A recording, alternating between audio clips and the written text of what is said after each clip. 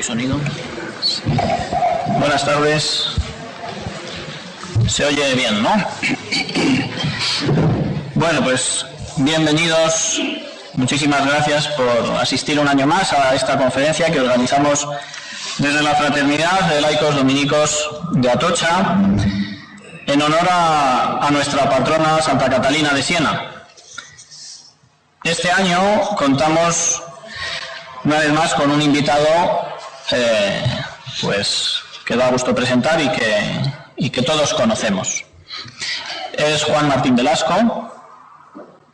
Voy a hacer una pequeña reseña biográfica. Yo creo que todos los que pues leemos o estamos interesados en cuestiones teológicas le conocemos sobradamente. Es sacerdote de la Diócesis de Madrid, profesor emérito de Fenomenología de la Religión de la Universidad Pontificia de Salamanca, en su sede en Madrid. También ha sido profesor en la Facultad de Teología San Dámaso y ha ofrecido cursos en muy diversas instituciones y universidades. También cabe destacar en su trayectoria que ha sido, durante 10 años, fue rector del Seminario de Madrid. Juan Martín Velasco es muy conocido por una obra que yo he traído aquí y que a muchos sonará, que es la Introducción a la Fenomenología de la Religión.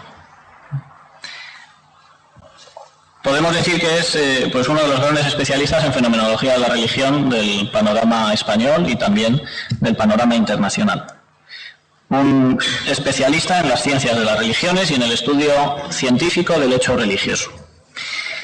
Junto a esta obra yo he querido traer otra que a mí personalmente me gustó mucho, que es la transmisión de la fe en la sociedad contemporánea.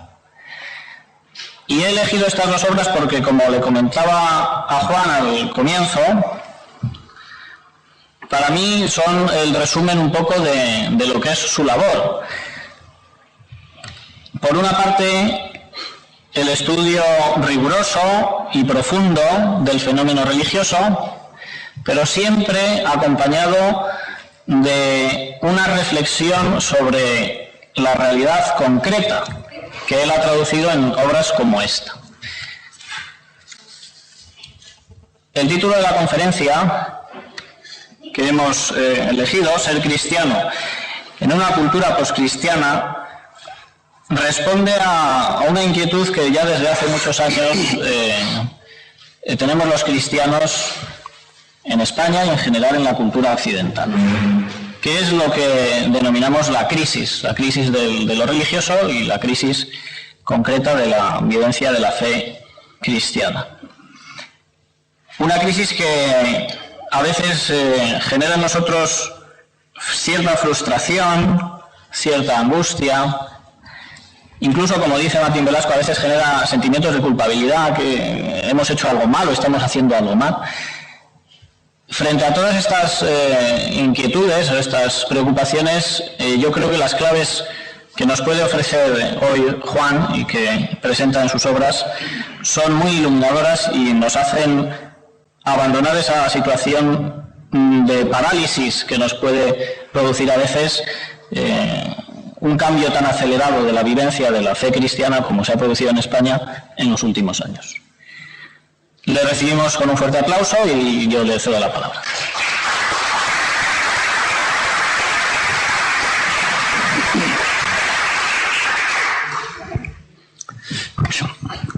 Buenas tardes y muchas gracias por su presencia aquí para esta reflexión en común que vamos a hacer sobre algo tan fundamental para nosotros como es eso de ser cristianos en la situación que nos ha tocado vivir. Naturalmente también agradezco la invitación a estar aquí para reflexionar con esta asociación laica dominica.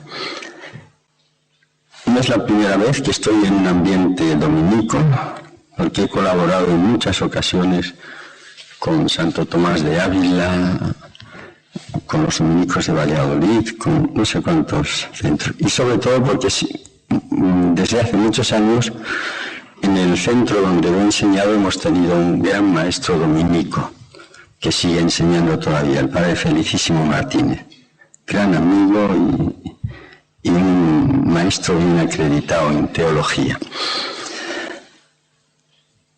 Me he permitido cambiar un poco el título que se me ha propuesto, y en el guión tenéis ser cristianos en la sociedad y la cultura actuales. No lo justifico porque la exposición lo va a justificar. Poscristiano, descristianización, son términos que ahora evitamos algunos utilizar, no porque creamos que nuestra situación es cristianamente muy,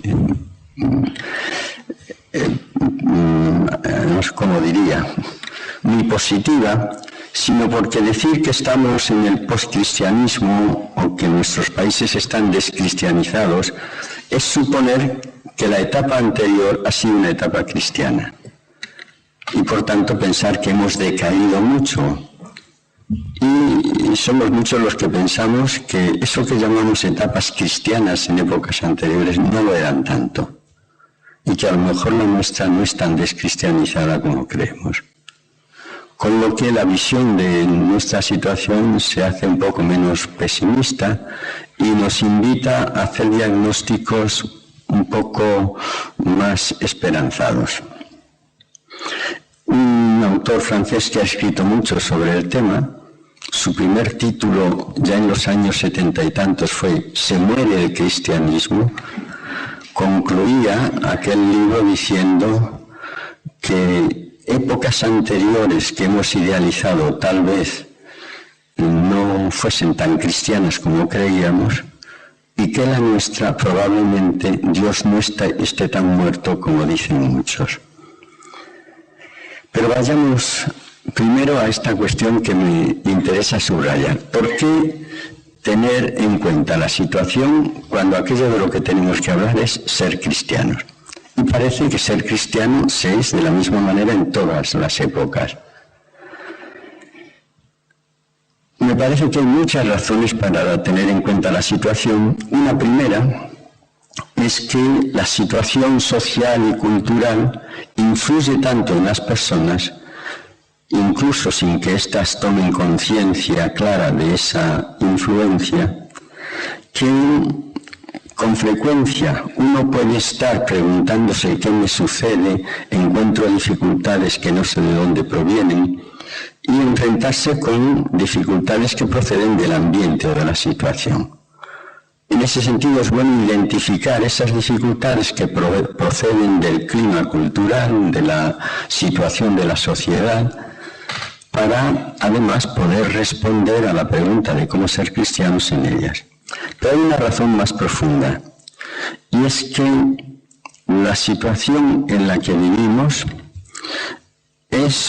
forma parte de la revelación de Dios a nosotros y de la llamada que Dios nos dirige a nosotros. El Dios que habló por los antiguos patriarcas y por los profetas sigue hablando en nuestro tiempo, y habla en nuestro tiempo también a través de los acontecimientos de la historia e incluso de los acontecimientos de nuestra vida. Es lo que el Vaticano II puso de relieve cuando, desarrollando una idea del padre Chauny, habló de los signos de los tiempos. Los signos de los tiempos son sencillamente acontecimientos del momento que, interpretados creyentemente, nos muestran qué es lo que Dios quiere de nosotros en ese momento histórico preciso. Y por eso tiene tanta importancia el análisis de la situación cuando nos preguntamos por nuestra forma de ser cristianos, porque es frecuentemente en la situación, o en los aspectos más salientes de la situación, donde tenemos indicios de la llamada de Dios a nuestra generación, que ha de servirnos, por tanto, como una señal del paso de Dios por nuestro tiempo al que nosotros tenemos que responder. Siempre me imagino, cuando aludo a este asunto, el verso del Apocalipsis: estoy a la puerta y llamo. Si alguien abre, entraré y cenaremos. Y me gusta la imagen que utiliza el Apocalipsis, Porque aquello que parece separar a Dios de nosotros, la puerta, que hoy sería esta situación de descristianización o de secularización, eso es justamente el lugar donde Dios nos está llamando, y a través de ellos como nosotros nos pondremos en contacto con la presencia de Dios y con lo que Dios quiere de nosotros. Si tuviésemos que resumir los grandes retos de la situación actual, y por tanto aquello que son signos de los tiempos de una forma más evidente, yo creo que hoy tendríamos que señalar por lo menos tres más importantes. Primero, la situación de crisis del cristianismo en los países de tradición cristiana, a la que nos vamos a referir. Después habría que referirse sin duda a la situación masiva de injusticia que caracteriza a nuestro mundo y que solemos formular con la expresión la pobreza en el mundo. Y tercer gran rasgo, la globalización y la situación pluralista que la globalización está imponiendo. No me voy a referir nada a la situación de globalización y del pluralismo porque exigiría todo otro discurso. Me referiré en menor medida también a la situación de injusticia y de pobreza, y voy a centrarme fundamentalmente en la situación de crisis del cristianismo. ¿Cuál es la situación del cristianismo en la actualidad? En realidad no hay una situación, hay situaciones muy diferentes. Por eso yo voy a centrarme exclusivamente en la sociedad y la cultura actuales en los países de tradición cristiana en Europa, en nuestro contexto. Hablar de la situación religiosa en África es algo que me parece enteramente diferente, o en Asia o en América Latina. Todos los que se han ocupado de este asunto y han intentado una descripción desde hace ya muchos años hablan de la existencia de una crisis profunda para el cristianismo en las sociedades europeas. Una crisis que además viene constatándose y viene denunciándose desde hace mucho tiempo y a la que no hemos conseguido responder. Cuando digo hemos, me refiero a la Iglesia en su conjunto. No hemos logrado responder desde hace ya varias décadas. Recordad que ya en los años 20, Pío XI hablaba de la apostasía de las masas, y esto requirió toda una renovación de la concepción del apostolado, convocando a los laicos para que se asociasen al apostolado jerárquico en la obra de la misión o de la evangelización. Desde entonces esos proyectos no han hecho más que repetirse, y la verdad es que los resultados son muy escasos. Y esto está generando una situación entre los cristianos de cierto malestar, y en algunos casos de verdadero desánimo.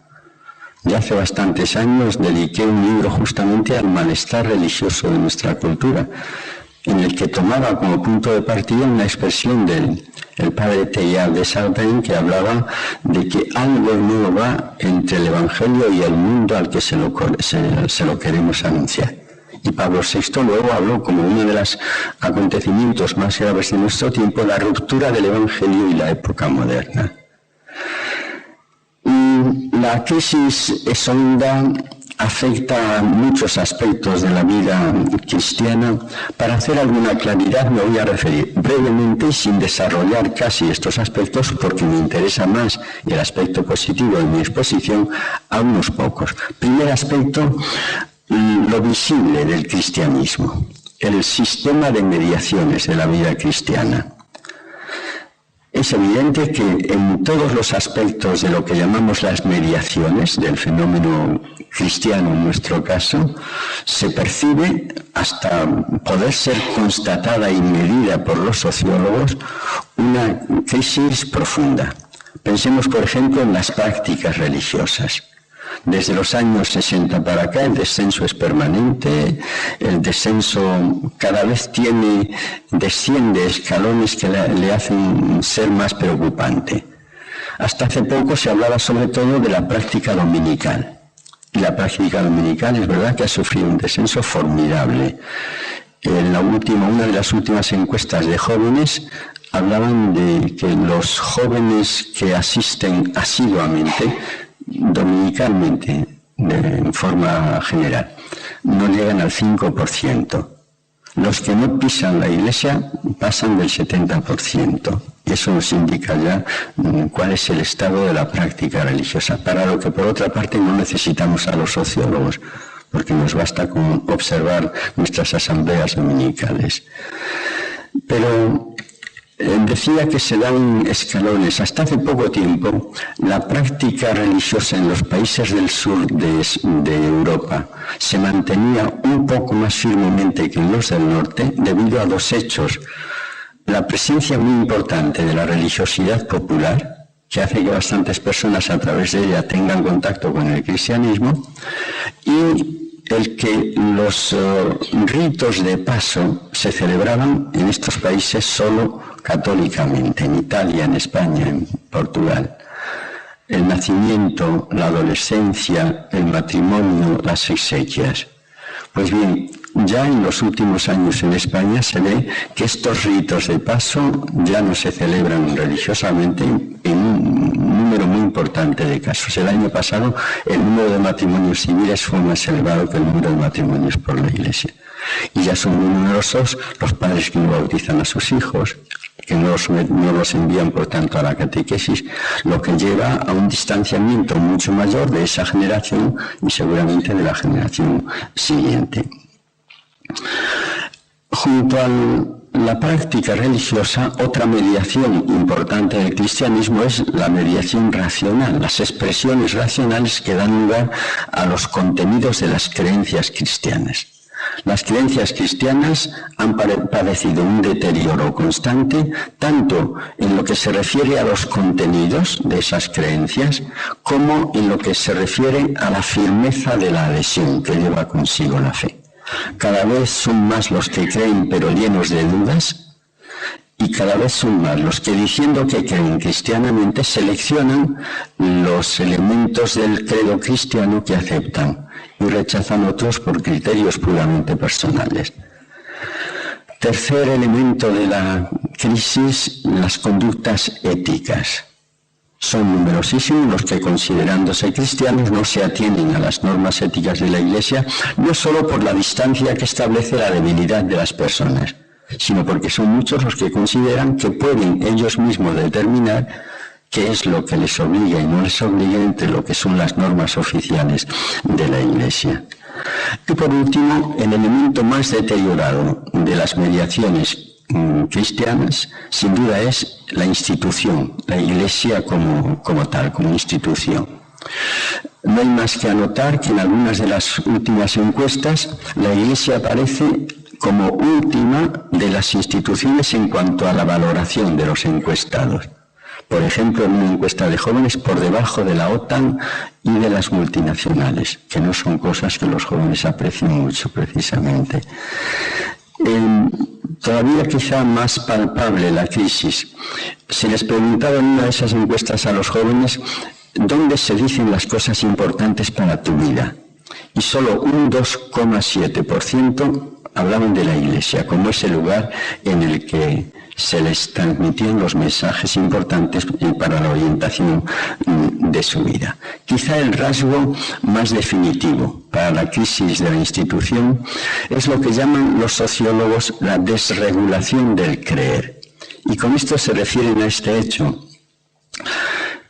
Así como hace no tanto tiempo los católicos recibíamos la definición de nuestra identidad de la jerarquía y sus órganos, el catecismo oficial, sus normas, cada vez son más los creyentes que a la hora de definir su propia identidad católica recurren a criterios personales y dejan de lado los criterios oficiales de la Iglesia. Se consideran católicos, pero después creen lo que les parece que deben creer, practican en la medida en que creen que deben practicar y así el resto de su vida. Esto está llevando a un cristianismo, como dicen algunos sociólogos, de supermercado, en el que el sujeto va con sus necesidades religiosas y toma de las ofertas religiosas que hay o de otras tradiciones no necesariamente religiosas, lo que le parece que responde mejor a esas preguntas o a esas necesidades suyas. Esto está haciendo que el cristianismo como tal esté padeciendo una especie de desmoronamiento de lo que era la visibilidad del cristianismo. No hay más que acudir, por ejemplo, al hecho de el número notabilísimo de edificios de uso religioso que están pasando a usos civiles. En España menos, pero en otros países europeos hay hasta una especialidad a la hora de tasar los edificios destinada a edificios de uso anteriormente religioso. Con lo que naturalmente el aspecto visible del catolicismo en esos países está cambiando enteramente de figura. Segundo aspecto importante, el proceso de secularización. La palabra secularización es sumamente ambigua, polisémica y se utiliza en sentidos tan variados que algunos dicen que no es operativa para analizar los hechos sociales. Podríamos referirnos con la palabra a esto, al progresivo proceso de autonomización de esferas cada vez más amplias de la vida social, de la vida cultural y de la vida personal, del influjo de la religión, de la teología, de la Iglesia. El desarrollo de la secularización en la mitad del siglo XX fue tal que los sociólogos que se ocupaban del hecho creían poder constatar que a mayor modernización de un país era mayor la secularización y que por tanto cabía pensar que cuando este proceso de modernización hubiese progresado suficientemente, la religión desaparecería de las sociedades europeas. Y se habló ya incluso de fechas en las que esto se iba a producir. Los que hacían tales previsiones anotaban ya que la ley que ellos establecían, a mayor modernización, mayor secularización, tenía una excepción importante, y era América, los Estados Unidos de América, en los que el proceso modernizador estaba muy avanzado y la presencia social de la religión es mucho mayor que en Europa. Por tanto, hablaban de la excepción americana. Los hechos no han confirmado las previsiones de los sociólogos europeos que hablaban de una religión que se iba a reducir al ámbito de la conciencia y que iba a pasar a ser religión invisible, y unas pocas décadas después los sociólogos americanos, basándose en una serie de hechos, como es la multiplicación de los nuevos movimientos religiosos, el crecimiento asombroso del movimiento sectario, sobre todo el movimiento pentecostal, que en el espacio de un siglo ha adquirido, dicen algunos, y con datos fiables, que llega a los 500 millones de adeptos en todo el mundo, además. El hecho de que lo que parecía que era pérdida de influjo de la religión en la sociedad tampoco se haya confirmado, porque en los últimos años se ha asistido a fenómenos sociales de gran importancia en los que la religión, en concreto el cristianismo, el catolicismo, el Papa Juan Pablo II, han tenido una influencia determinante, como es la caída del muro de Berlín, del telón de acero y el declive del socialismo real en los países del este de Europa. Esto ha hecho que ahora los sociólogos americanos digan que no estamos en una situación de secularización, sino de post-secularización, y que digan que este proceso de renacimiento de lo sagrado tiene una excepción, que es la excepción europea. Porque en Europa la secularización sigue progresando y son ya varios los países en los que se habla de una exculturación del catolicismo. El catolicismo habría dejado de tener presencia e influjo sobre la sociedad y sobre la cultura. También se ha hablado, con razón me parece, en algún país como Francia, de una situación cultural de cultura de la ausencia de Dios, con la que se refieren los analistas a que si hace no tanto tiempo todo en el mundo y en la cultura parecía remitir a Dios, en la actualidad parece que nada remite a Dios, sino que Dios, se puede decir literalmente, brilla de alguna manera por su ausencia. Y la frase no es un puro juego de palabras, porque es posible que la ausencia de Dios, que el clima cultural de ausencia de Dios no significa que Dios no está presente, sino que está de una manera diferente.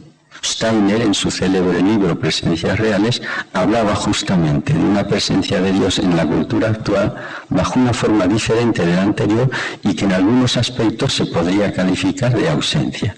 Una presencia bajo la forma de ausencia. Conclusión, no vivimos en un mundo desencantado, como decían los sociólogos de la religión antes. Tampoco me parece que en Europa esté progresando el reencantamiento del mundo. Europa todavía vive en una situación de secularización muy notable y que además parece avanzar constantemente. El aspecto más importante de la situación no está en las mediaciones, está en lo que es el centro de la vida religiosa. Y toda vida religiosa está determinada por Dios y la relación que el hombre establece con Él. Pues bien, es aquí donde sin duda se sitúa el centro de la crisis religiosa en la Europa actual. Por eso desde hace ya 20 años se viene hablando con bastante frecuencia de la crisis de Dios por debajo de la crisis religiosa.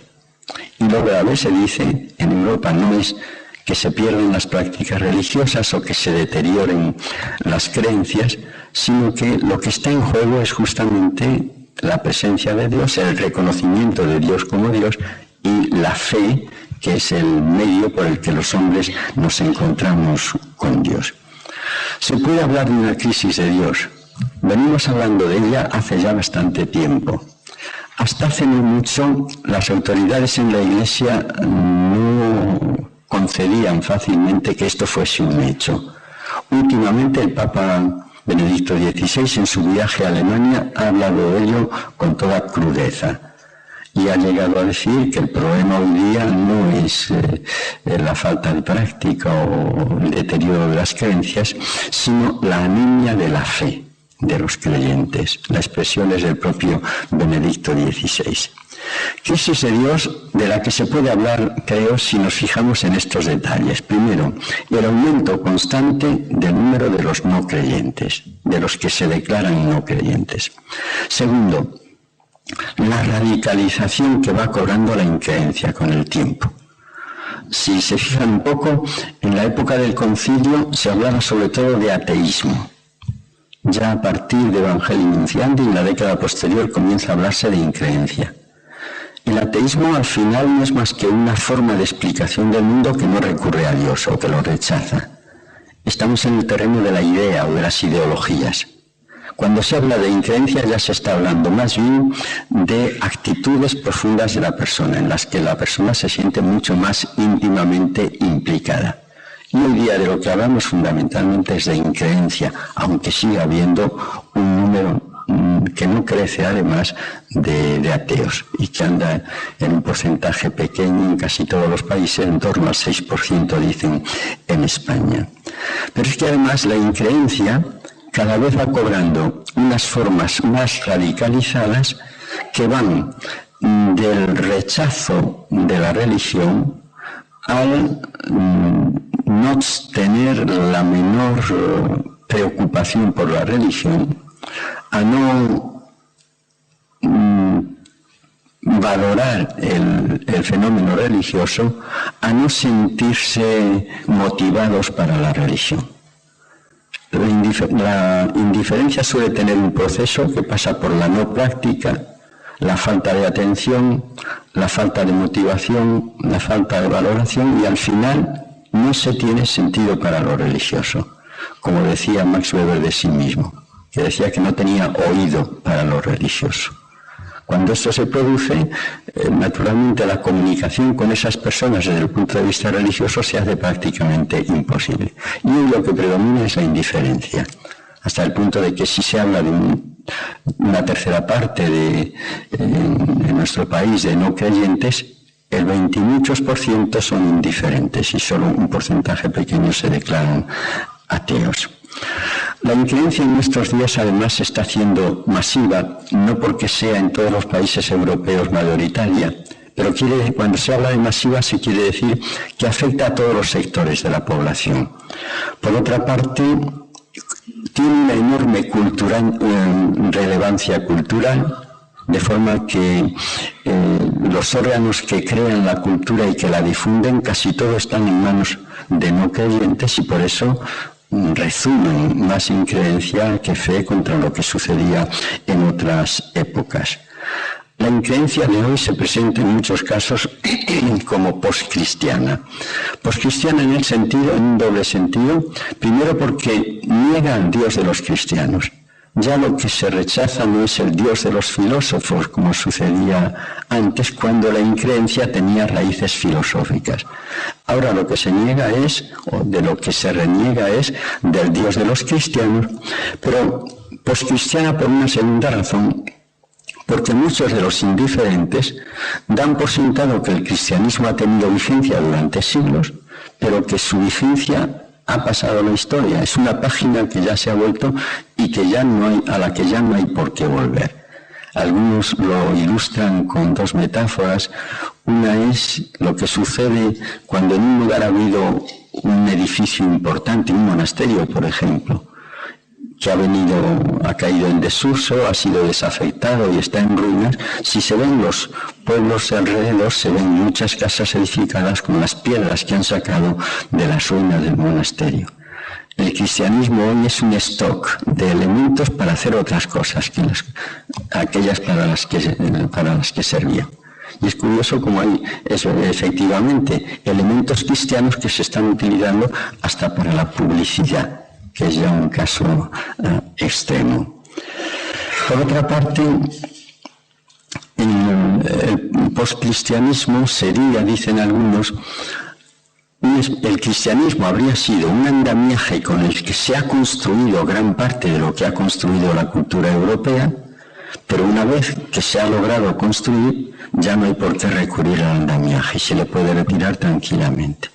Hemos llegado a la madurez de lo humano, al progreso, a la independencia, a la autonomía, y no hay por qué utilizar un cristianismo que ha estado en la base del desarrollo y del cultivo de estos valores. Lo más grave de la situación de crisis de Dios es que comienza a notarse que muy probablemente esté contaminando la fe de los creyentes. De manera que son bastantes los que hablan, y el mismo Benedicto XVI ha aludido a ello en este viaje a Alemania del que les hablaba. Son bastantes los que hablan de una contaminación por parte de los creyentes de la indiferencia ambiental. Yo creo que si por contaminación entendemos que dejamos de creer en la existencia de Dios, probablemente eso no se dé.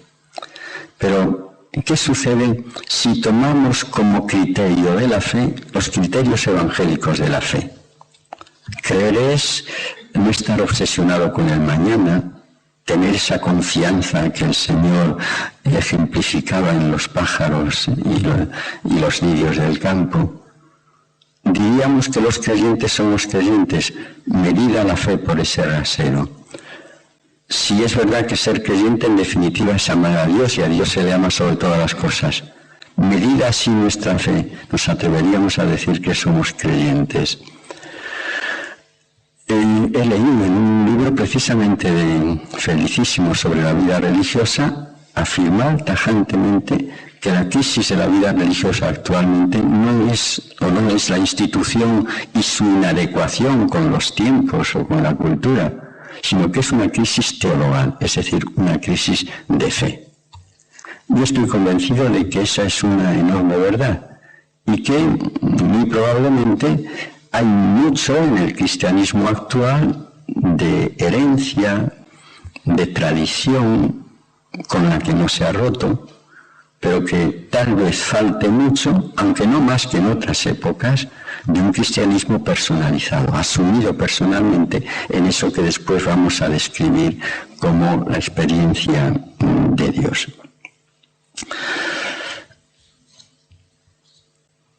Pasemos a un último aspecto de la situación importante, es el que la extensión de la injusticia en el mundo está adquiriendo una forma tan enorme que está poniendo en cuestión el cristianismo de los países que son cómplices de esa situación de injusticia.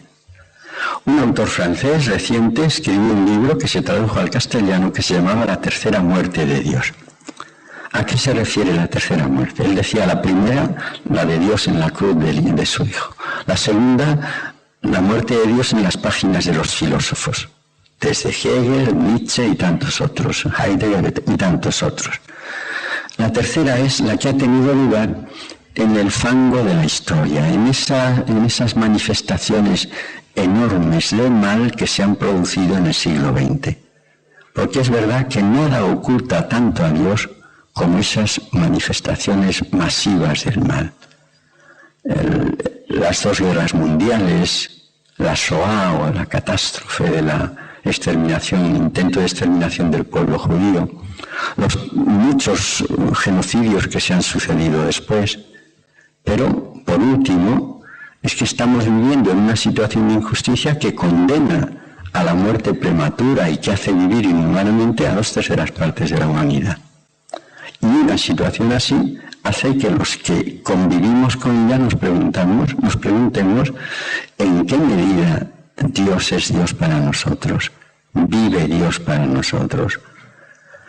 Porque es verdad que si cuando sucedió el holocausto de los judíos, después en Europa surgió la pregunta, ¿se puede seguir creyendo en Dios después de Auschwitz? Y muchos dijeron, es imposible orar después de Auschwitz. Yo recuerdo todavía en mi juventud de estudiante de haber escuchado la discusión y de alguien que salía al paso de esta objeción diciendo, se puede orar después de Auschwitz porque allí hubo no pocos judíos, la mayor parte de los que fueron a los hornos crematorios iban rezando salmos, iban orando.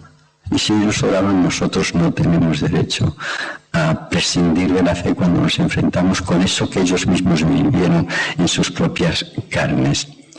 Pero lo que se dijo de Auschwitz puede decirse de la situación actual.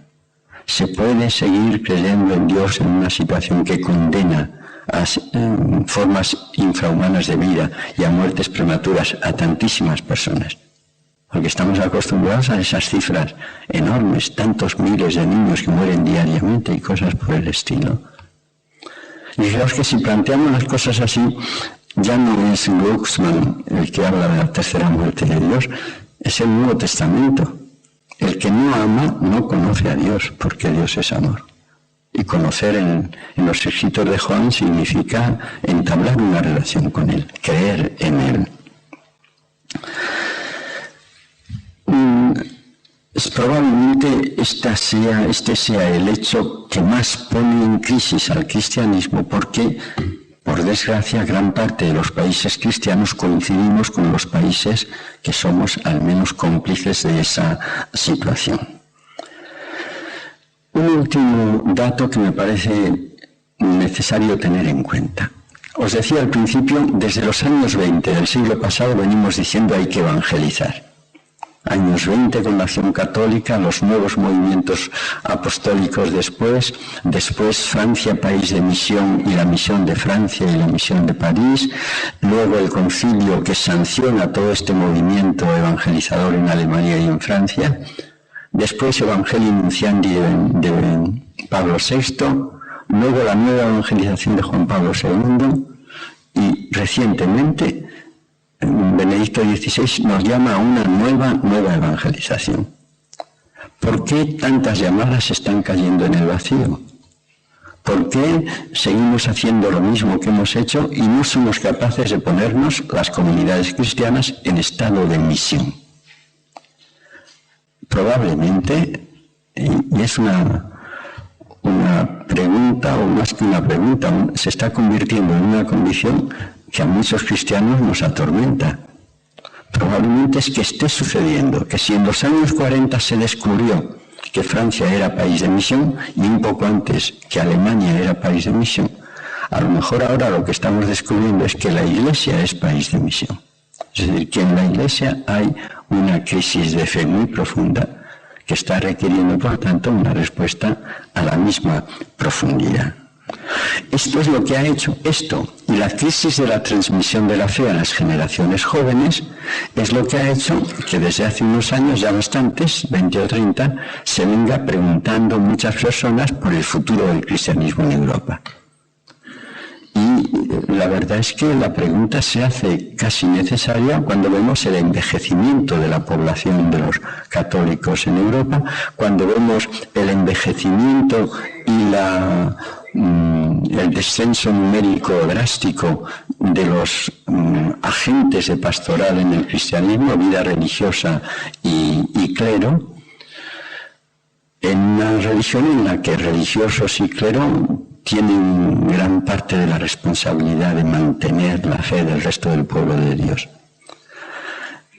Se muere el cristianismo, se preguntaba de Bruno hace ya bastantes años, ¿somos los últimos cristianos?, se preguntaba un gran teólogo dominico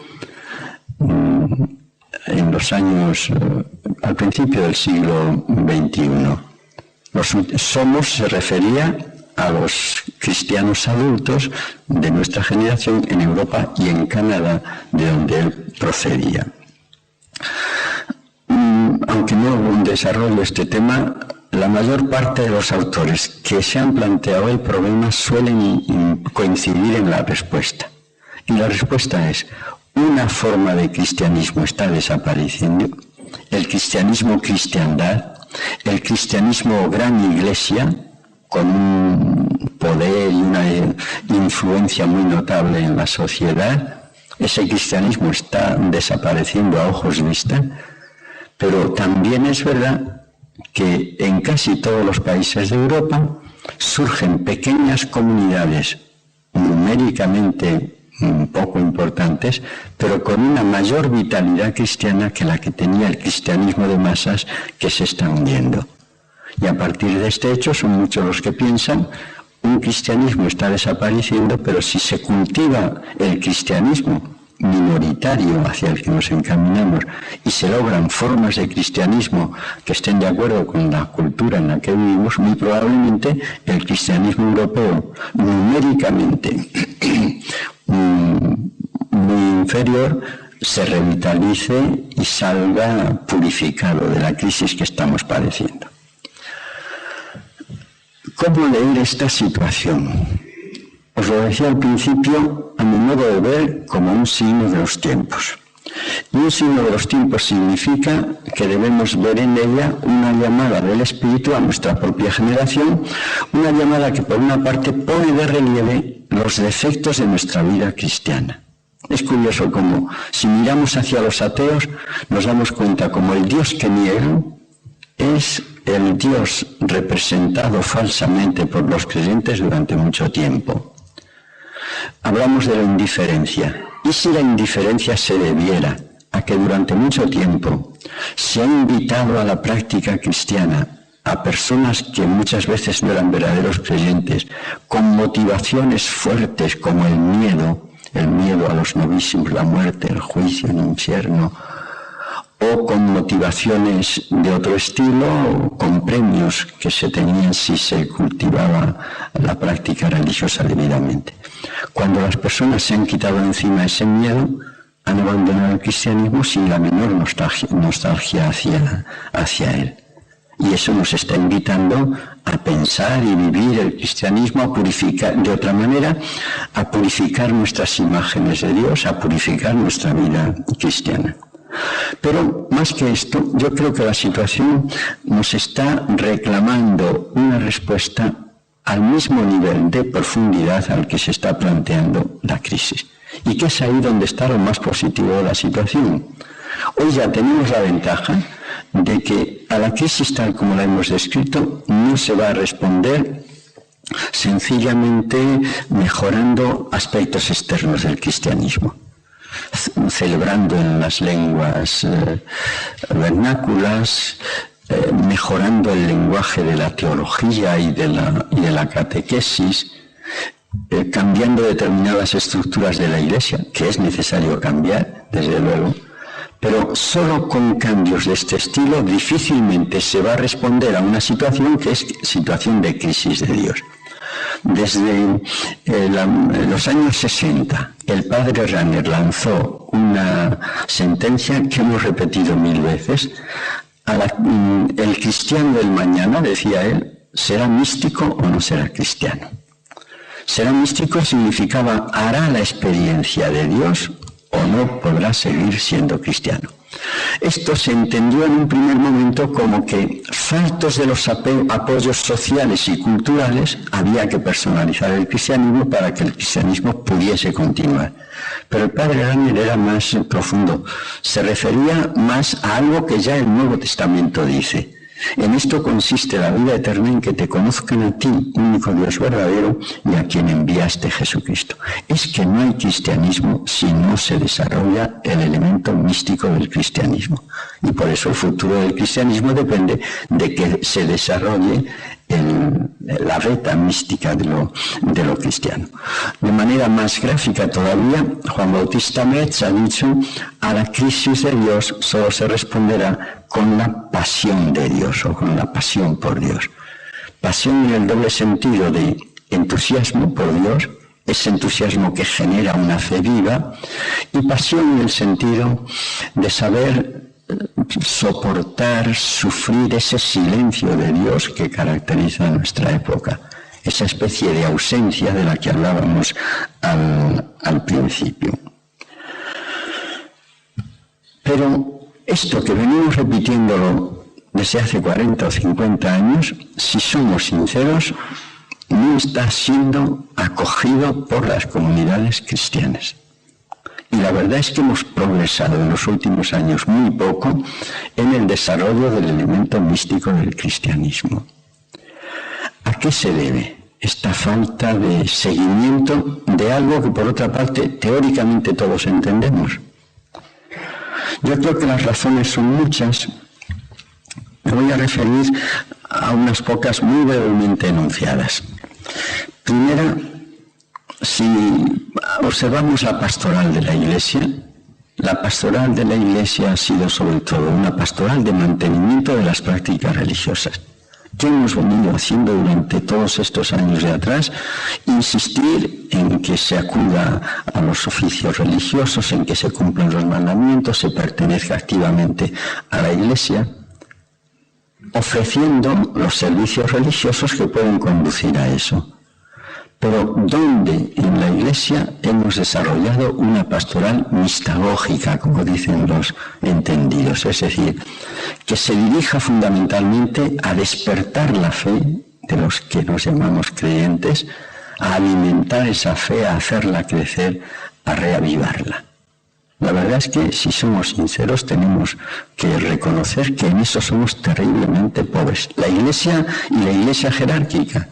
Porque aunque hayamos insistido mucho en la teoría, la práctica de nuestra pastoral ha ido por otro camino y seguimos haciendo lo que hemos hecho siempre. Pero además tal vez haya algunas dificultades de tipo teórico. ¿Qué entienden cuando decimos experiencia de Dios?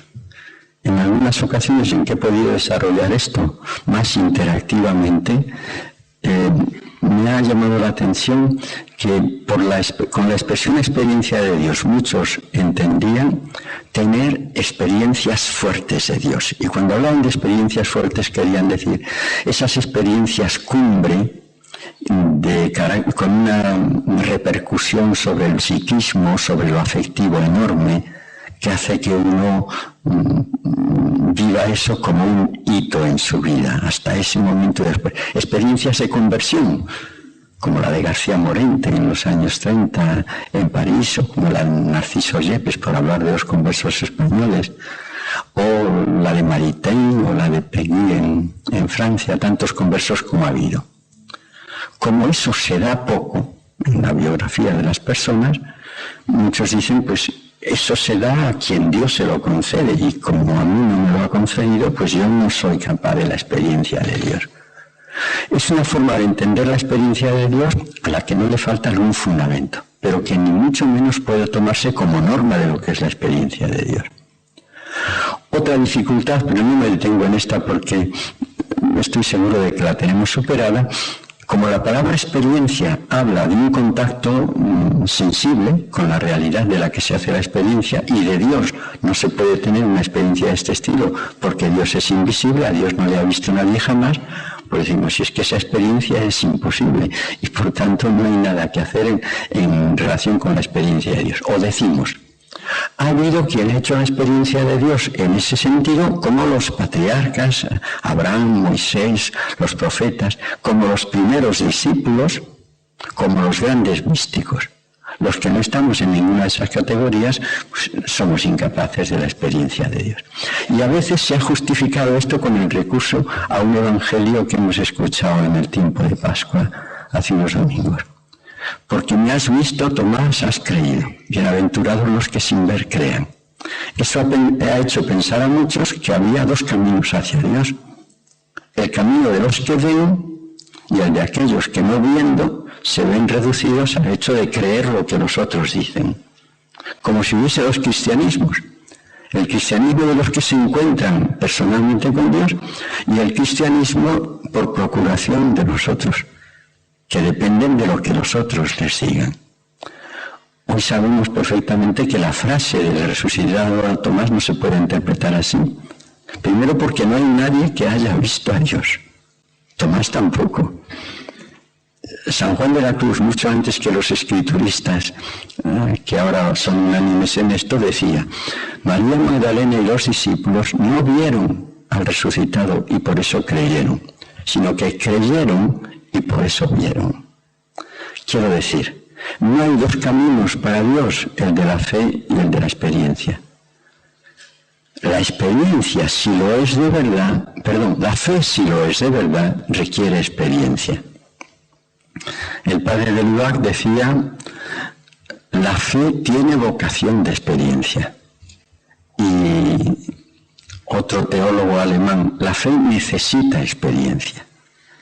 Por tanto, no es que haya que optar entre la fe y la experiencia, es que hay que vivir la fe, y si vivimos la fe, eso nos acercará a lo que llamamos la experiencia de Dios. Pero ¿cómo proceder para la experiencia de Dios? Este es el punto sin duda más interesante. Lástima que se nos haya pasado casi el tiempo en lo anterior, pero creo que diré lo suficiente como para daros alguna pista sobre cómo podemos desarrollarlo. En lo que se refiere al ser creyente, yo prefiero hablar de ser creyente que de tener fe, o de conservar la fe, o de no perder la fe.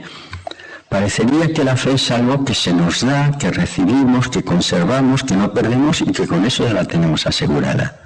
De lo que se trata no es de eso, se trata de ser creyente, porque el ser creyente es sencillamente haberse encontrado, haber percibido, haber tomado conciencia de la presencia de Dios que nunca nos falta y haber consentido personalmente a esa presencia.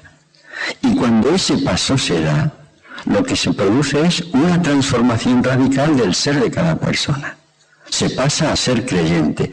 Y a eso lo llama el Nuevo Testamento nacer de nuevo, nada menos. La transformación es tan radical que el Evangelio de San Juan dice que se nace de nuevo cuando se comienza a ser creyente.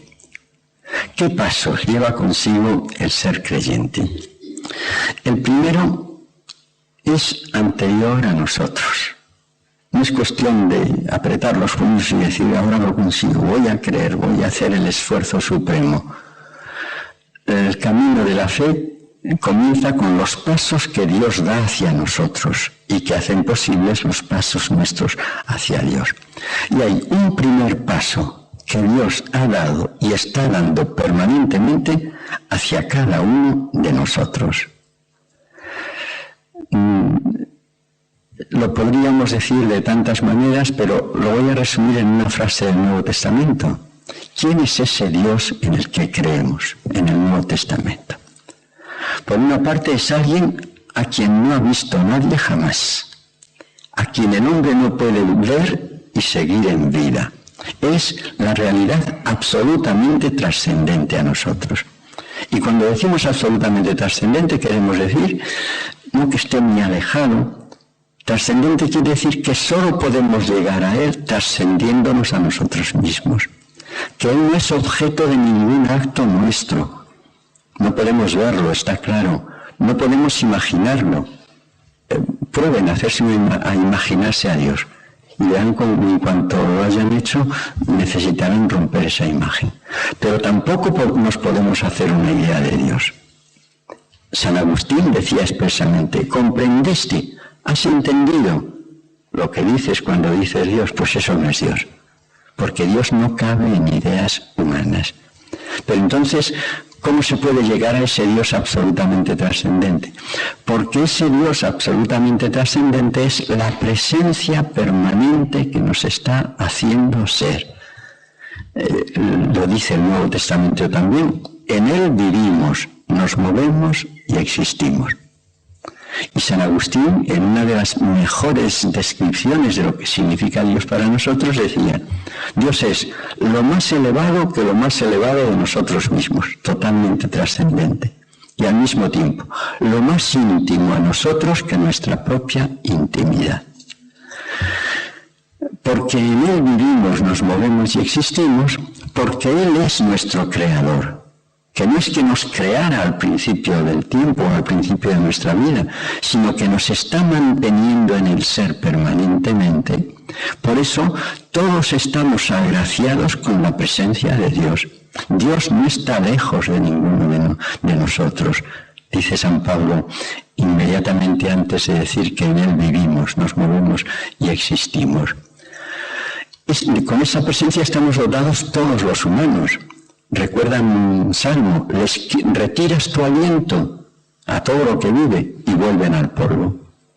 Quien mantiene en el ser a todo lo que existe, quien mantiene en la vida y en la existencia a todos los humanos es esa presencia permanente de Dios del cual estamos procediendo. Utilizando una imagen, se podría decir, la utilizaba muy hermosamente el padre Teilhard de Chardin. El pequeño arroyo de nuestra vida está fluyendo constantemente del ontanar del manantial de Dios. Y si se nos cortase ese manantial, nuestra vida dejaría de existir. Con esa presencia estamos dotados todos. Pero esa presencia que es natural en todos, es una presencia a la que podemos responder o a la que podemos no responder. Primero, una cuestión que seguramente sale a la mente de muchos. ¿Y cómo sabemos de esa presencia si decimos que Dios es invisible y que no nos podemos hacer una idea de Él? Pues por la sencilla razón de que precisamente porque está presente en nosotros, todo nuestro ser está lleno de indicios de esa presencia. No hay más que tratar de describir al ser humano para ver que la mejor descripción que se puede dar de él es parecida a esta que ofrecía Urson Baltasar. El hombre es un ser con un misterio en su corazón que es mayor que él mismo. Así es el ser humano. Es un ser que es más de lo que es, porque está habitado por esa presencia que le está determinando su forma de conocer. Con tu luz vemos las cosas, con tu luz vemos la luz. Recuerdan un salmo también. O también, todas mis fuentes están en ti, otro salmo. Por eso cuando llegamos al fondo de nosotros mismos, nos damos cuenta de que no hacemos pie en nosotros. Es lo que San Agustín describe maravillosamente en el libro 10 de las Confesiones. Descubre el aula inmensa de la memoria humana, la conciencia humana, y resulta que la conciencia humana no se abarca a sí misma. Por eso decía Pascal, el hombre supera infinitamente al hombre. Y ese superarse infinitamente es gracias a la presencia de Dios en él. El indicio más claro de esa presencia es el deseo humano. Deseamos infinidad de cosas. Pero, ¿cuál es ese deseo que somos, no que tenemos, sino que nos habita interiormente? ¿Qué es lo que de verdad desea tu corazón, como decía San Juan de la Cruz? Deseamos, solemos decir, lo mejor. ¿Y qué es lo mejor? Lo que no tiene límite alguno. Ese desear lo mejor está mostrando que el deseo humano no es un deseo de muchas cosas, sino que es un deseo infinito que no puede proceder más que de la presencia del infinito en él. Por eso no es que yo, finito, tenga el deseo del infinito, imposible. Es que el infinito presente en mí atrae todo mi ser y mi corazón hacia él con ese poder de atracción que San Agustín llamaba una fuerza gravitatoria hacia lo alto que origina la presencia de Dios en nosotros. Habitados por esta presencia es cuando se hace posible naturalmente el contacto con Dios, la relación con Dios, que es el hecho de creer. ¿Y en qué consiste el hecho de creer? Pues sencillamente en acoger esa presencia, en consentir a esa presencia que se nos está dando permanentemente. Recordad la parábola del hijo pródigo. ¿Cuál fue su pecado? Decir, dame lo que me pertenece, cortar su relación con el Padre. Cuando vuelve, aunque sea a través del hijo mayor, oye, todo lo mío es tuyo, dicho por el Padre. En eso consiste la fe, en aceptar todo lo que somos, que es la presencia de Dios, que nos llama a esa, al final en el cristianismo, a la filiación con Él. Con esta presencia estamos habitados todos. ¿Quiénes somos los cristianos? Los que reconocemos esta presencia con la que estamos agraciados en Jesús, que es la presencialización humana de Dios, el rostro de Dios vuelto hacia nosotros, la imagen visible del Dios invisible. Y por eso los cristianos reconocemos a Dios en la imagen que Jesús nos ofrece de Él en su vida, sus palabras, sus gestos, sus actitudes. Y para nosotros creer en Dios no es sencillamente adoptar la presencia de Dios en nosotros, aceptar la presencia de Dios en nosotros, sino vivir en el seguimiento de Jesús, que es el camino hacia Dios. Tiene el Evangelio de Juan una metáfora para hablar, atribuida a Jesús para hablar de sí mismo, que me parece hermosa, es: yo soy la puerta. Yo soy la puerta porque efectivamente Jesús es la puerta de Dios abierta hacia nosotros, pero es también la puerta de los hombres abierta hacia Dios y por la que nosotros podemos llegar a Él. La fe para los cristianos no es sencillamente consentir a la presencia, sino reconocer esa presencia en Jesús, Hijo, que nos llama a ser en Él hijos de Dios también. ¿Cuáles son los rasgos que caracterizan la condición del ser creyente? Dos fundamentalmente. El primero, un descentramiento de sí mismo. Con realidades del mundo nos realizamos nosotros estableciéndonos como sujeto frente a ellas. Y todas las cosas por eso giran en torno a nosotros. Mientras adoptemos para con Dios una actitud así, no llegaremos nunca a la relación con Él, porque Dios no gira en torno a nosotros. Dios es nuestro centro. Y por eso la primera condición para llegar a Dios a través de eso que llamamos ser creyente es descentrarnos literalmente de nosotros mismos. Descentrarnos reconociendo como centro ese Dios del cual estamos constantemente procediendo y que en Jesús nos está comunicando permanentemente su vida. El que no consienta perder su vida no la salvará, dice el Evangelio, en unos términos que son más claros todavía. Pero este descentramiento supone la pérdida de la propia vida, sacrificarse a sí mismo, negarse a sí mismo en el sentido de aniquilarse a sí mismo, en absoluto. Porque nos descentramos para recentrarnos en Dios, que es nuestro verdadero centro. Y por eso quien consiente descentrarse hacia Dios se encuentra con Dios y en Dios realiza el mejor de los encuentros posibles, es decir, aquel que plenifica al sujeto que se encuentra con Él y que le concede eso que en el Evangelio de Juan se llama la vida eterna, es decir, la vida en plenitud y la felicidad que se sigue de haber dado con la vida en plenitud. Yo os invito a que cuando os preguntéis, yo lo hago casi cada día, si soy creyente o no soy creyente, respondamos diciendo quién es Dios para nosotros. Si cuando me hago esa pregunta yo respondo enseguida con la descripción del catecismo, el que yo aprendí además en esto era muy deficiente, porque decía Dios es un ser infinitamente bueno, justo, poderoso. Un ser ya no es Dios, porque si es un ser es una parte de la totalidad del ser que yo defino. Pero si uno responde con lo que ha aprendido en las clases de filosofía sobre Dios, o con lo que ha aprendido en las clases de teología sobre Dios, y es eso todo lo que puede decir de Dios, tendríamos que poner en duda nuestra condición de creyentes.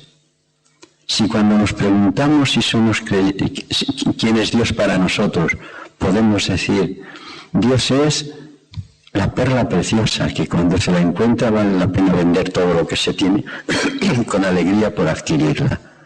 O bien, Dios es el tesoro escondido, que cuando se le halla se puede vender todo con alegría por adquirirlo. Entonces tenemos razones para pensar que efectivamente hemos dado con Dios, nos hemos encontrado con Él. Nuestro ser creyente es efectivamente creer en Dios. Pero yo creo que en esto tendríamos que dar un paso más. ¿Qué duda cabe que somos creyentes? Seguramente ustedes no estarían aquí ni yo estaría aquí hablando de lo que estoy si no lo fuéramos.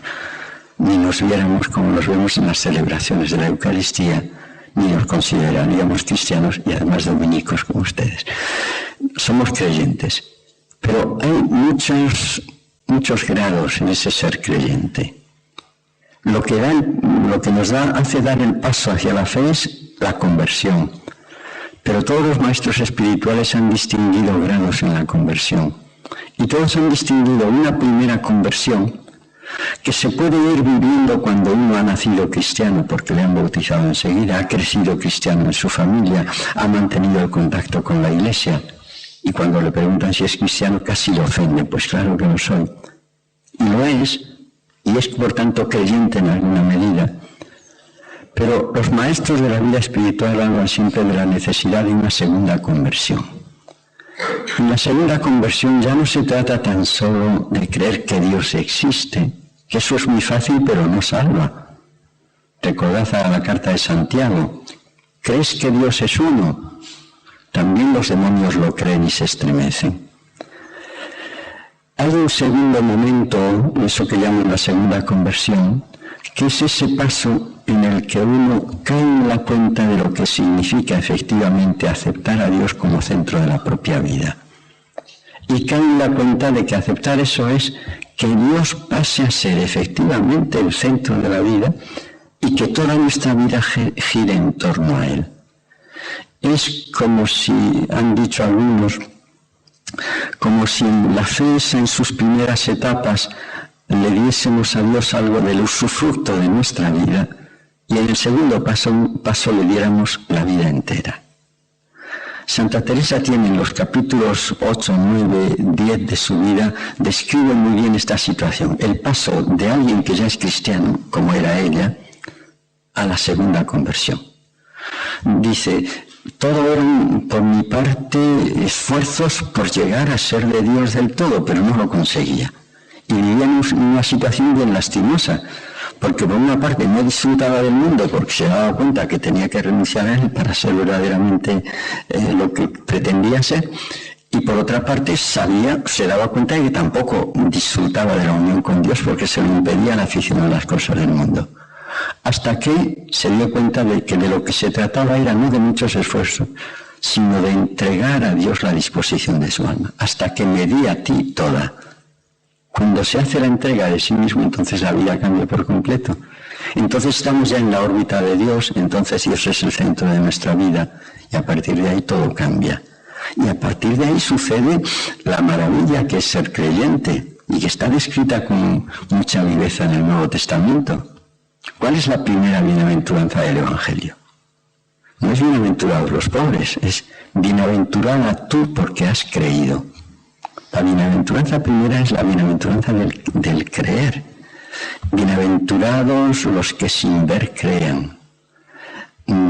Bienaventurados vosotros porque estáis oyendo lo que los otros no han podido oír. No temas, pequeño rebaño, que a vosotros os quiere dar el Padre el reino.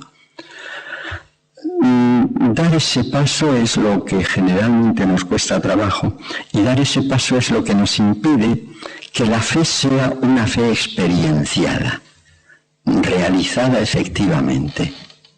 Somos creyentes, pero sin hacer la verdadera experiencia de esa fe que debiera estar orientando, dirigiendo y atrayendo toda nuestra vida. ¿Cómo se podría hacer el ejercicio ese de la fe? Hay muchos caminos, pero hay tres que suelen citarse como fundamentales. Termino ya enseguida. La primera forma de ejercicio de la fe que han descrito siempre los maestros espirituales es la realización de la fe a través del ejercicio de la oración. ¿Por qué? Porque la oración es la puesta en ejercicio efectiva de la fe. ¿En qué consiste la actitud orante? En poner la vida en la presencia de Dios y vivir en esa presencia constantemente. Por eso es tan importante para orar estar en la presencia de Dios. Pues cuando uno vive su vida en esa presencia de Dios, de acuerdo con lo que vaya viviendo, así será su oración. En situación de angustia pedirá, en situación de alegría dará gracias, en situación de desesperación se quejará delante de Dios. Pero a través del ejercicio de la oración irá vitalizando su propia fe. Por eso son tantos los que a través del ejercicio de la oración han hecho esas grandes experiencias de Dios que han hecho los místicos. Pero San Pablo habla de otra forma de realización de la fe. Es la fe que se realiza en la práctica del amor. Si creemos en un Dios amor, es amando cómo ejercitaremos la relación con la que Dios nos ha agraciado. Y una última forma de ejercicio práctico de la fe, es decir, de esa aceptación de Dios en nosotros, de esa entrega de nosotros en las manos de Dios, es lo que últimamente vienen subrayando muchos autores, que es la experiencia de Dios en la vida cotidiana o en medio de la vida. Cuando uno vive creyentemente, no necesita necesariamente la oración para encontrarse con Dios. Cuando uno es verdaderamente creyente, todo lo que vive, lo vive desde esa presencia de Dios reconocida, y todo se convierte en ocasión para la experiencia de Dios. Zubiri tiene en El hombre y Dios ese libro precioso y además claro, que se entiende fácilmente, no como otros.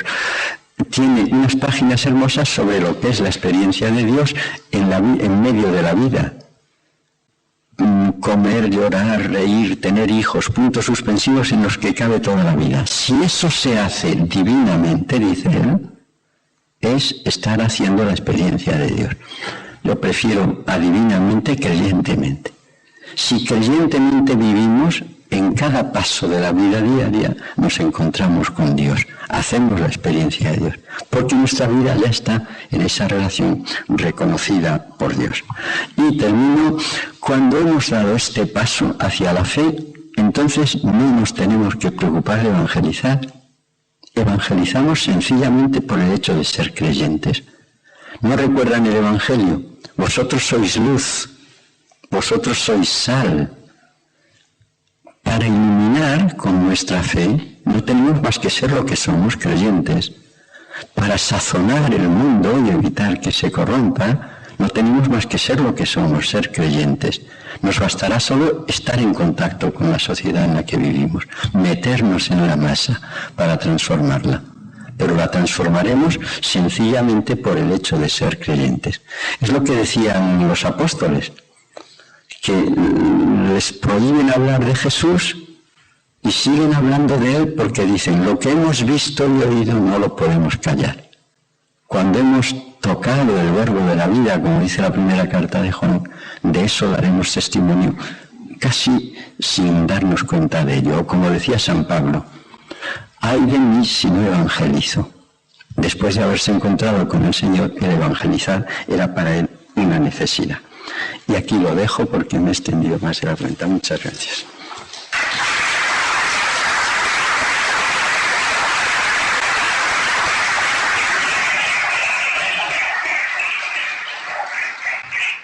Muchísimas gracias a ti.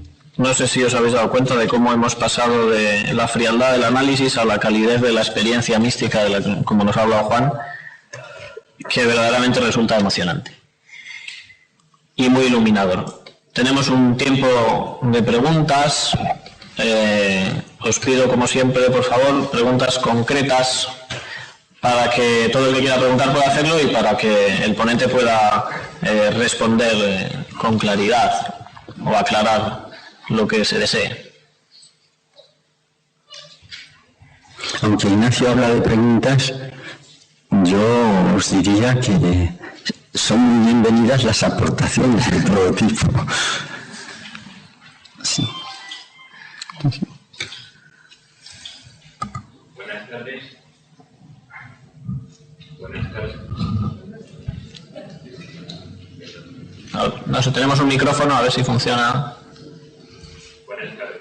¿Se me oye? No, bueno, Sí, si no, sí se le oye, sí. En primer lugar, enhorabuena y muchísimas gracias por la conferencia. Sí. Quería hacer una pregunta y luego quizás si tengo oportunidad de hacer alguna más, pero mi primera pregunta es, ¿a qué atribuye que sea Europa la que esté sufriendo especialmente la secularización? Sí, pues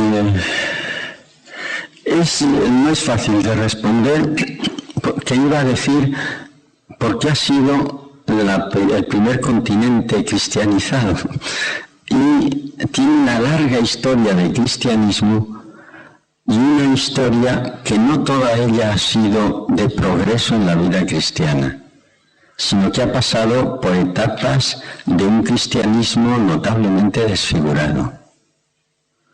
Fíjense lo que supuso el paso de la Iglesia de los 3 primeros siglos a Constantino, la época de la cristiandad, que ha producido frutos espléndidos, pero que también ha tenido peligros muy serios para el cristianismo, que consistían sencillamente que por ser miembro de tal país ya se era cristiano y bastaba con ser súbdito de tal rey para que se considerase perfectamente cristiano y miembro de la Iglesia.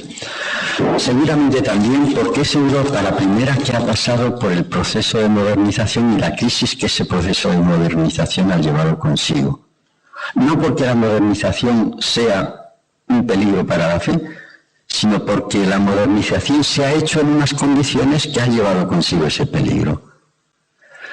Que no es un peligro de suyo, basta pensar que la mayor parte de los valores descubiertos, promovidos por la modernidad, eran valores de origen cristiano.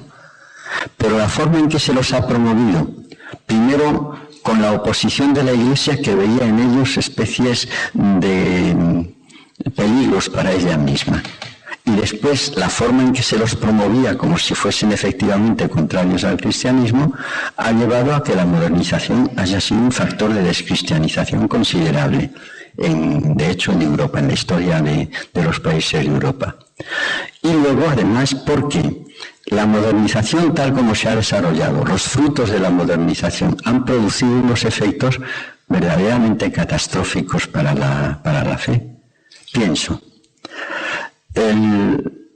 la ruptura de las iglesias y las guerras de religión a los que dio lugar. Yo creo que el primer factor de descristianización fue ese, porque a la vista de que las religiones dividían, la modernidad, la Ilustración dijo, dejemos las religiones positivas y contentémonos con una religión de la razón que sustituya a esas y que evite la violencia.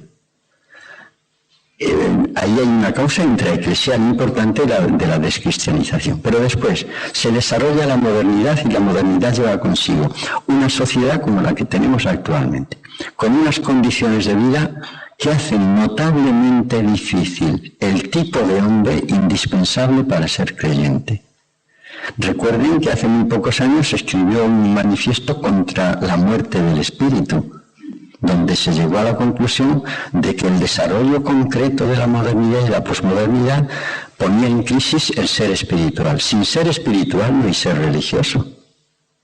Nuestras sociedades, por desgracia, no son un buen clima como para vivir religiosamente por hechos como el cultivo de la posesión. Un ser posesivo no puede entrar en relación con Dios porque Dios no se deja poseer. El predominio de la diversión de nuestra cultura.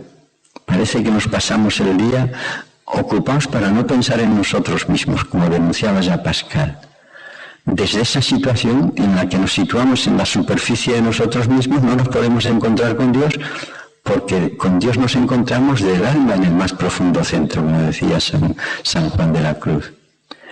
En una situación como la de injusticia a la que nos referíamos, es imposible desde una situación como esa creer en un Dios que es amor, que es el Padre de todos, etc.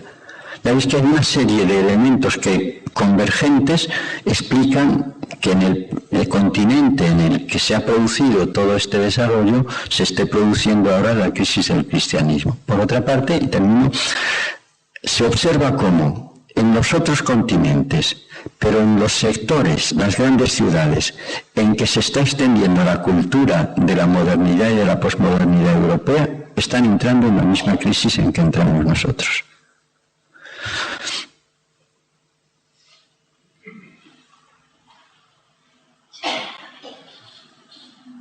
Yo quería saber si hay en la Iglesia más voces proféticas como la tuya que lleguen a oídos no solo de los cristianos de aquí, sino también de la mujer. Hoy hay infinidad de voces proféticas, felizmente, y no voces aisladas. Yo creo que el Espíritu está profetizando con grandes gritos en nuestra situación. Yo pienso, por ejemplo, en todo este movimiento de toma de conciencia de lo que el mundo tiene de injusto y la necesidad de responder a esa situación de injusticia. Habrá podido tener sus lagunas o sus defectos, ¿qué movimiento humano no los tiene? Pero todo eso que cuajó en la teología de la liberación fue una llamada del Espíritu de un calibre enorme a los cristianos adocenados de los países ricos. Como lo están siendo ahora, en buena medida, las personas que desde los países ricos emigran a los países del tercer mundo para prestar una ayuda, a veces por motivos cristianos y otros sin motivación cristiana, sino por simple motivación de ayuda a los otros. Y luego yo creo que también hay, que en la Iglesia felizmente nunca ha faltado una cosa. Hace poco, Juan Mari Lagoa, que creo que estuvo aquí alguna vez, ha escrito un librito precioso que se llama Historia de la Caridad en la Iglesia. En la Iglesia nunca ha faltado testimonios de caridad. Y él lo muestra, recorriendo toda la historia de la Iglesia y señalando los grandes ejemplos de caridad que se han dado en ella. Allí donde se dan estos ejemplos de caridad, efectivamente se está haciendo presente Dios. Donde hay caridad y amor, allí está Dios, ¿verdad? Y esto, felizmente, está impidiendo que nos durmamos del todo y nos está constantemente llamando a la conversión a todos, ¿sí?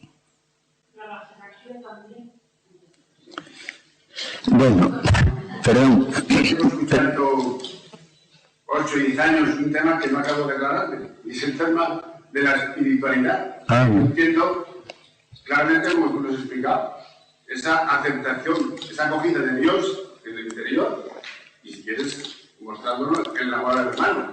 Pero tantas vueltas en tantos libros con la espiritualidad, el fondo del ser humano, no sé qué. De América Latina viene una revista Noticias, que se llama, y yo tengo un compañero, y no acabo de entender este tema, y creo que es muy sencillo y muy tradicional, y que ahora se le da una dimensión que yo no la veo por ningún sitio.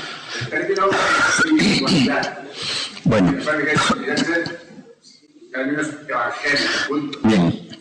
Esto, solo una palabra que quedaba ahí suelta, la jerarquía. No voy a hablar de la jerarquía, pero sí de algo que estaba anunciado en el programa y que no lo he tocado siquiera.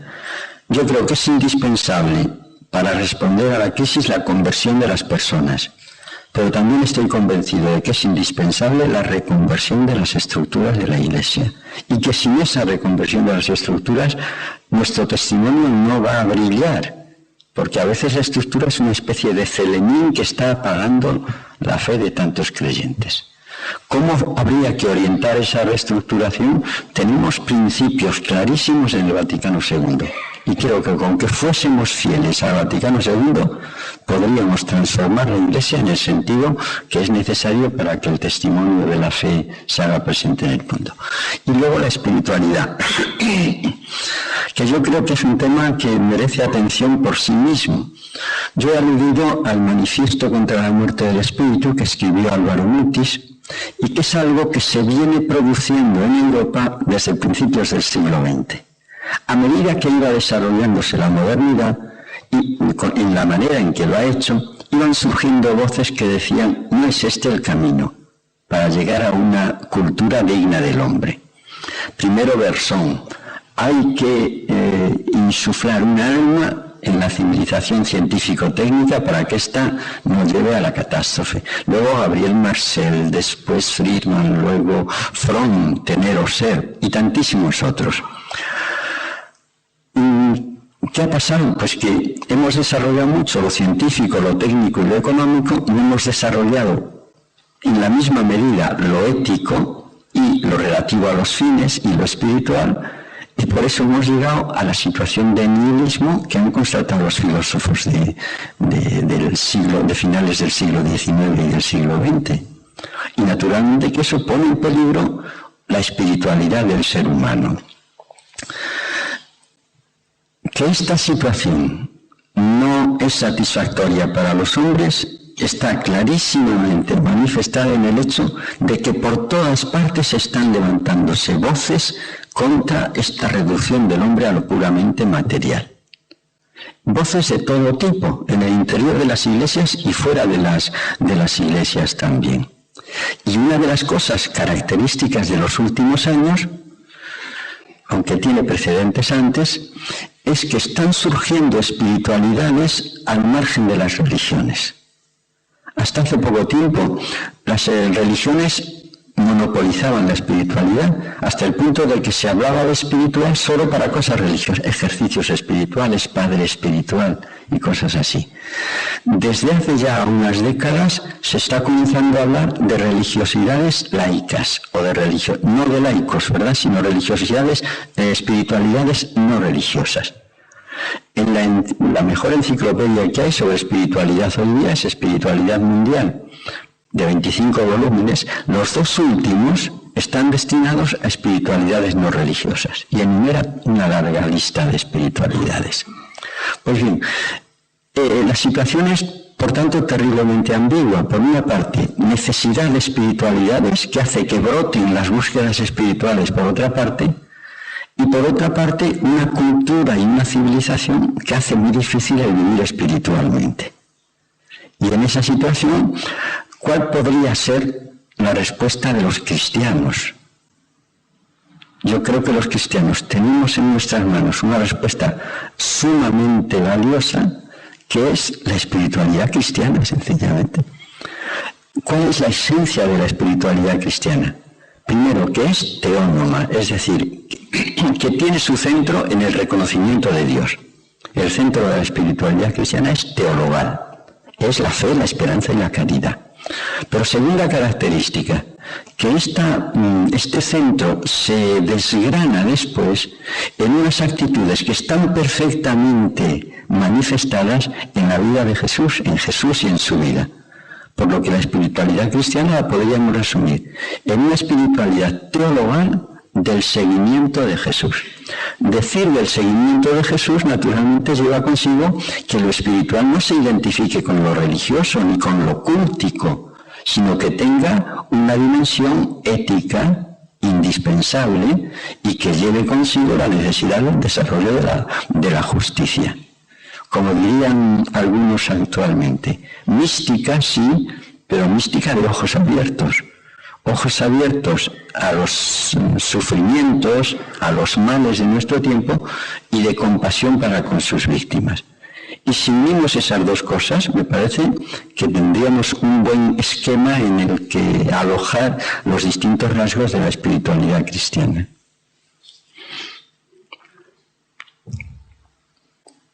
Sí. ¿A qué principios del Concilio Vaticano II acaba de hacer alusión? Pues a lo que son las grandes novedades del Vaticano II. El primero de todos, la nueva, porque se puede hablar de nueva, comprensión de la Iglesia.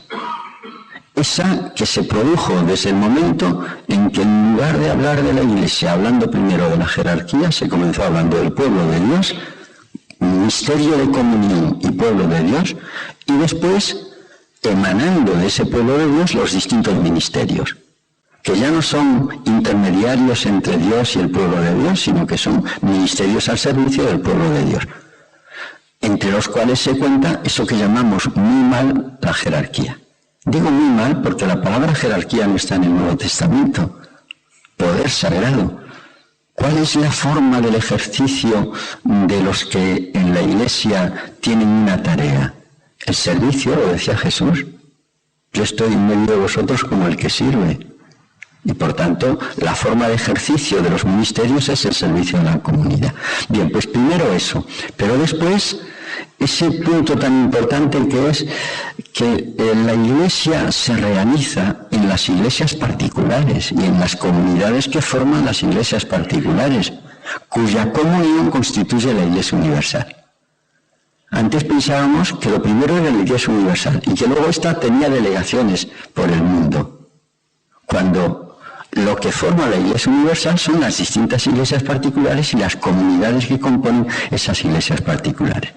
Vistas las cosas desde esa perspectiva, ¿en qué consiste la pertenencia a la Iglesia? En sentirse miembro de la Iglesia universal, en participar efectivamente de esta comunidad cristiana a la que pertenezco, con todo lo que esa participación lleva consigo. Y fijaos lo que cambia el hecho de la pertenencia a la Iglesia si se enfoca de una manera o de otra. Pero después de eso hay la Iglesia en el mundo y no la Iglesia y el mundo. La Iglesia que se hace solidaria de los gozos, las esperanzas, pero también las tristezas y las angustias de los hombres, que adopta para con los hombres una actitud de servicio.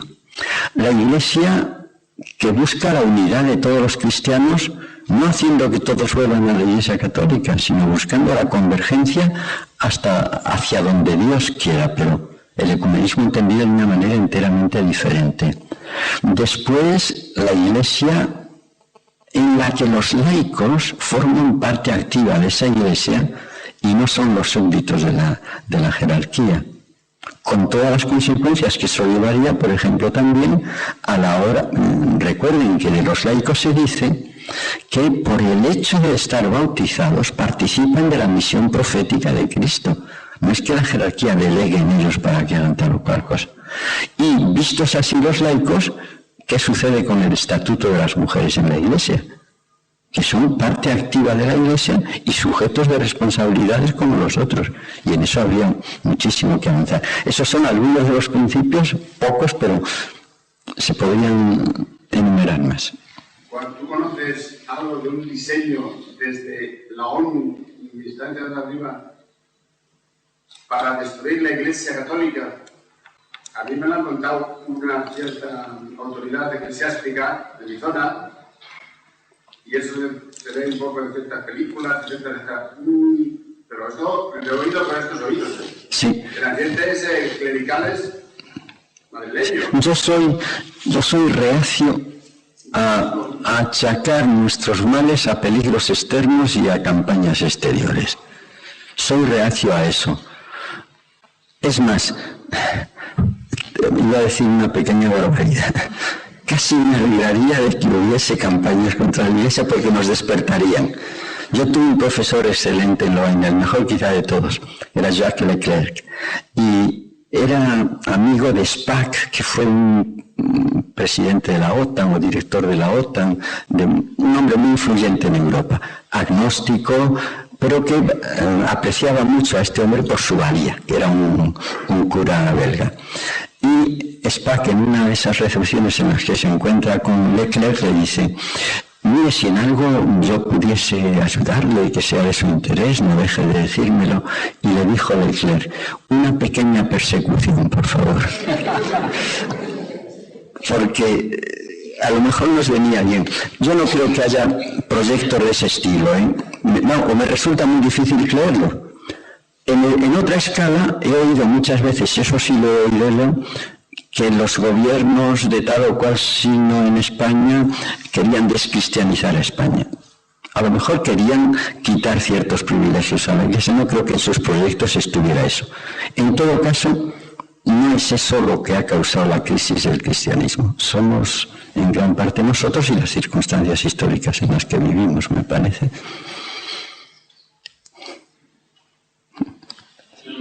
Estabas hablando cuando hablabas de los puntos de la crisis de Dios, hablabas del cristianismo a la carga, ¿no? Que cada uno decía la parte que creía que podía ir con su persona a la hora de creerlo. Yo sí que he escuchado muchas veces a la gente que dice que él cree en Jesús, pero no cree en Dios. Sí. Es decir, y como ya sabes, lo entiendo, ¿no? Simplemente es una reflexión que yo me hago, porque muchas veces han dicho también que si a Dios lo conseguimos definir de alguna manera, ese no es Dios. Y sin embargo, en la Iglesia sí que decimos que Jesús es Dios. Y Jesús era el hombre, visto desde el punto de vista más humano, por decirlo de alguna manera, era un hombre acotado y finito. Sí, pero Jesús nos revela a Dios justamente como misterio. No nos lo desvela. Viendo a Jesús, ¿vemos a Dios? No. Viendo a Jesús, creemos en Él y en Dios, pero la única relación con Jesús que nos aproxima a Dios es la de la fe, en Él como revelación de Dios. ¿Sí? Ahí lo que te voy a decir es que los grandes pasos es la trascendencia. Sí. Pero cuando nosotros nos acercamos a Jesús, nos acercamos con esa presencia de Dios con la que estamos agraciados y con la presencia de Dios en las Escrituras, en las que está también el Espíritu que nos anima a nosotros. Y es la confluencia de esas dos aguas, como decíamos, la que hace florecer la fe y la vida cristiana. Una última pregunta, si queréis, y os invito al final a que a la salida, pues, si os queréis llevar un pedacito de la erudición de Juan y de la calidez de su explicación de la experiencia mística, pues Vicente, que está ahí al fondo, os ofrece dos libros que... Eso me da vergüenza porque bueno, no pasa nada. No lo he traído yo. Dos libros del ponente que son muy interesantes. Una última pregunta. Sí, cuando Pío Capitán II no niega la Iglesia Universal, me parece que no se reduce a la unión de las comunidades vivas. Es la Iglesia Universal de todos los tiempos, pasada, presente y futura. Bueno, claro, sí, la Iglesia es la Iglesia permanente, sí, pero la Iglesia que existe ahora en la actualidad es la Iglesia que se compone de la comunión de todas las iglesias particulares. No hay una Iglesia universal diferente de la comunión de las iglesias particulares. ¿Dónde estaría esa Iglesia universal? En la liturgia nos unimos a Cristo, por supuesto. Por supuesto, cada iglesia es la iglesia toda en este lugar, y la Iglesia Universal es justamente la comunión de todas las iglesias que están en los diferentes lugares del mundo. Pero a lo que yo me refiero sobre todo es a esto, así comprendemos la Iglesia como una entidad universal, regida desde un centro que es Roma y que tiene delegaciones en el mundo entero, y entonces la Iglesia se parece mucho a una multinacional.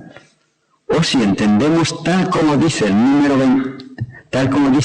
23 del Lumen Gentium, hablando de las iglesias particulares, dice: de las cuales y a partir de las cuales se compone la Iglesia Universal. Pero en el Concilio Vaticano II está también la Iglesia no solo como pueblo de Dios, también como cuerpo. Era una última pregunta. Sí, pero toda la Iglesia es cuerpo de Cristo. El tema de la eclesiología es realmente interesante. Yo creo que la conferencia de este año y la primera que hicimos, que estuvo González Carvajal, está relacionada con esa cuestión, pero evidentemente es un tema muy amplio y muy complejo, y yo creo que bastante nos ha aprovechado de verdad la exposición de hoy de Juan Martín Velasco, a quien le agradecemos mucho haber estado aquí con nosotros y que de verdad nos gustaría que alguna vez volviera de nuevo a visitarnos. Gracias.